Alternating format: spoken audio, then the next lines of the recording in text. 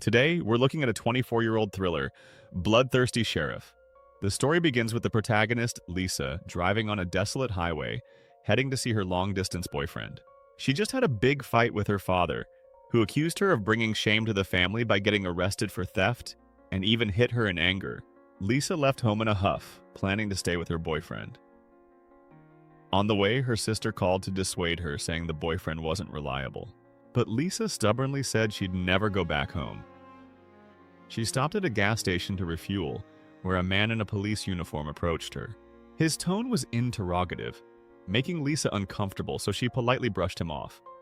Before leaving, he offered her a drink, which she declined.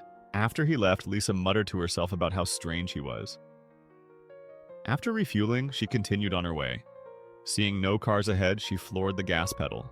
Unexpectedly, a police car was lying in wait by the roadside, and Lisa was caught speeding. The police car followed her and forced her to stop.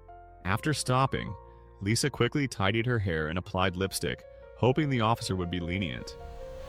The officer approached, and it turned out to be the same one from before. The sheriff said Lisa was not only speeding, but also littered, breaking the police car's light. Lisa protested, saying she didn't throw anything. The sheriff didn't listen and issued her a $1,000 fine. Lisa thought it was too much and pleaded, so the sheriff said she could just pay for the light repair, which was $300. Lisa thought, does fixing a light really cost $30? But considering it was much less than $10, she agreed. However, Lisa didn't have cash. The sheriff said there was an ATM at the gas station, and they could go back there later. As Lisa was about to leave, the sheriff suddenly demanded her phone, saying it was to prevent her from running away. Even though she knew it was wrong, Lisa handed it over due to the sheriff's authority.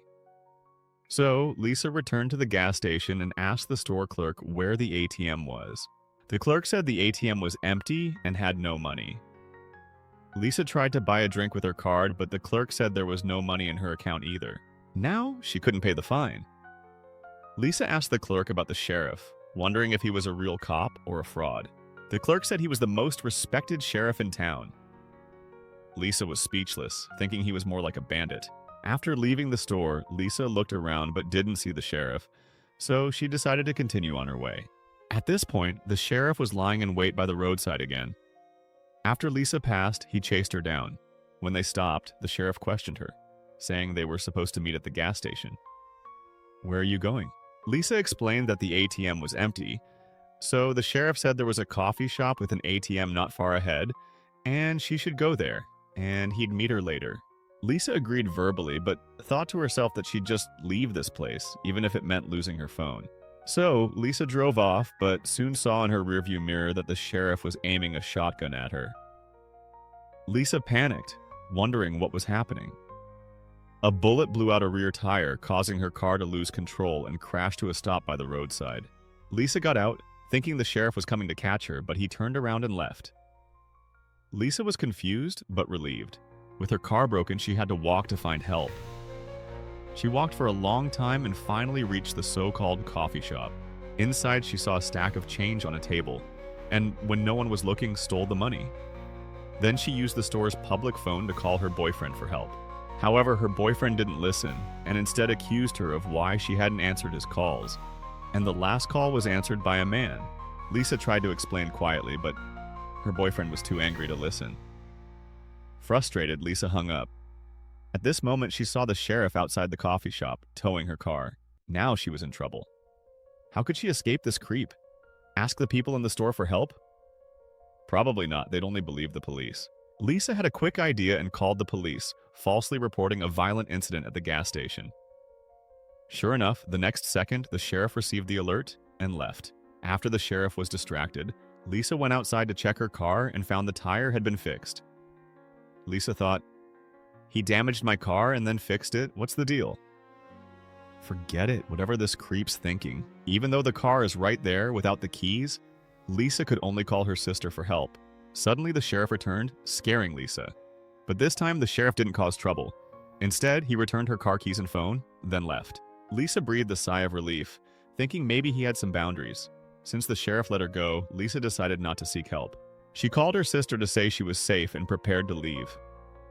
Just as she stepped out of the coffee shop, she saw the clerk sitting outside looking worried. She found out that because the customer's change was missing, the clerk was fired. Since Lisa had stolen the money, she felt guilty and decided to give the clerk a ride. So, the two of them chatted and laughed along the way. Just as they started talking about the sheriff, the clerk was suddenly shot in the head from a distance. Lisa was terrified and ran out of the car, not knowing what to do. Just then, she saw someone driving towards her from the wilderness. Her first thought was that the killer was coming, so she quickly drove away. The person quickly caught up, and it was the sheriff. It turned out the sheriff was a murderer. At first, the sheriff followed closely, occasionally bumping Lisa's car. Later, he kept a distance, following slowly. This went on for a few minutes, with Lisa's nerves on edge. Then she saw a big truck parked by the roadside ahead, quickly stopped, and got out to ask the truck driver for help. The driver, hearing someone was chasing her, immediately got his gun ready. At this moment, the sheriff suddenly appeared. Lisa told the driver, "He's the one chasing me." The driver was confused. "What's going on? A cop chasing you?" The sheriff said Lisa was a fugitive murderer and had a body in her car that she just killed. Despite Lisa's desperate explanations, the driver was inclined to believe the uniformed officer. Just as the driver let his guard down, the sheriff shot him. Lisa couldn't care about anything else and quickly got back in the car to continue fleeing.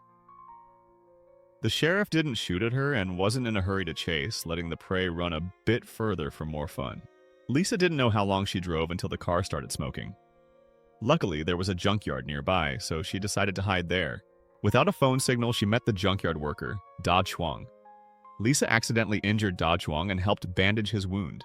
Seeing Da Chuang was not angry and smiling, Lisa felt she had met a good person and was much relieved. At this moment, there was the sound of a car outside. Da Chuang said it was the boss and went out to greet him. After Da Chuang left, Lisa went to the bathroom Da Chuang mentioned to freshen up. She found it wasn't a bathroom at all, but a repair room with various tools. Not only that, Lisa noticed the wall was covered with cards. Upon closer inspection, they were dozens of women's driver's licenses. She immediately had a bad feeling. Sure enough, the next second, the sheriff appeared. Yes, the sheriff was Da Chuang's boss. The sheriff said all the people on the wall were his victims. Lisa was terrified and tried to run, but Da Chuang knocked her out. When Lisa woke up, she was tied up. The psycho sheriff started telling his story. From his words, it was clear he was extremely misogynistic and took pleasure in torturing and killing women. Now, because Lisa kept cursing, he thought her mouth was too dirty and needed cleansing.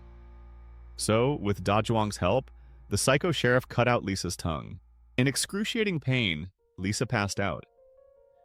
Lisa didn't know how long she was out, but when she woke up, she found her tongue was gone and was devastated. No matter what, survival was the priority now. While the sheriff and Da Chuang were watching TV in the next room, Lisa quietly slipped out.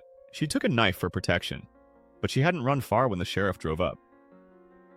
The sheriff wanted to toy with his prey and wouldn't kill Lisa directly. He said he wanted to play a game with Lisa, leaving her a gun while he drove to hit her, to see if her gun was faster or his car. Of course, when he gave her the gun, it was unloaded. Unexpectedly, Lisa refused to play along. After the sheriff got in the car, Lisa picked up the gun, loaded it, and pretended to shoot herself in the head. The sheriff was furious when he saw his prey seemingly commit suicide. He got out to check, not expecting Lisa wasn't dead. It turned out she was faking it, and the bullet hadn't hit her head. The blood was from her mouth. Taking advantage of the sheriff's distraction, Lisa suddenly stabbed him. The sheriff was in pain and couldn't move. Lisa got in the car and started it. Just as she was about to leave, she felt she couldn't let this psycho killer go, so she turned the car around. She floored the gas pedal and drove straight at the sheriff. The sheriff tried to shoot, but found the magazine was already taken by Lisa, and so the psycho sheriff was run over and killed by Lisa. Afterwards, Lisa returned to the repair room, picked up her tongue, wrapped it in ice, planning to take it to the hospital for surgery. Then she collected all the victims' driver's licenses to use as evidence of the sheriff's crimes for the police. At this moment, Da Chuang appeared, but he didn't understand the situation. Lisa took the initiative and stabbed Da Chuang in the head. After resolving everything, Lisa drove towards the brightly lit city ahead. Her boyfriend called, but Lisa threw the phone out of the car, meaning, "When I needed you most, you weren't there." Now I've handled everything on my own, so why do I need you? And that's where the movie ends.